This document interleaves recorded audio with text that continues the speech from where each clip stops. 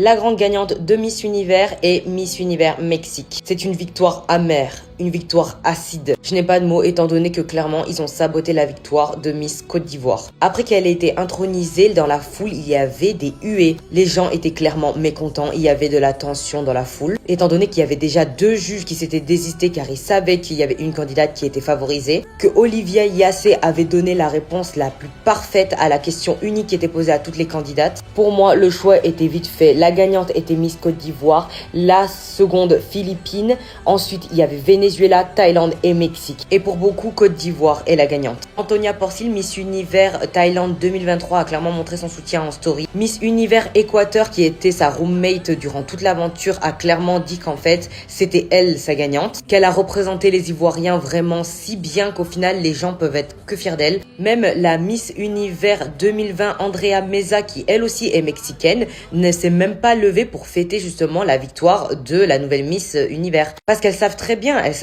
que au final, la vraie gagnante n'était pas couronnée. Et le pompon sur la Garonne, c'est qu'au final, c'est même pas à cause du scandale, mais je pense que ça a aidé quand même un petit peu. Mais au final, on voit que le propriétaire Miss Univers Roll Racha est en affaire avec le père de Fatima Bosch, donc la Miss Univers Mexique. Et qu'au final, sa victoire serait bon pour leurs affaires. Donc j'ai envie de vous dire, après toutes ces allégations, après tout au final ces scandales, vous allez pas me dire que Miss Univers Mexique mérite la couronne. Parce que, excusez-moi du terme, elle ne s'est pas démarquée du tout. Miss Portugal, Miss Argentine n'atteignent même pas le top 30, franchement c'est du sabotage. Miss France aurait clairement mérité un top 15. Je suis désolée mais clairement pour moi, Miss Univers Mexique a eu la couronne sur un plateau d'argent. En fait, elle a juste rien eu à faire, si ce n'est qu'au final, continuer l'aventure après le scandale.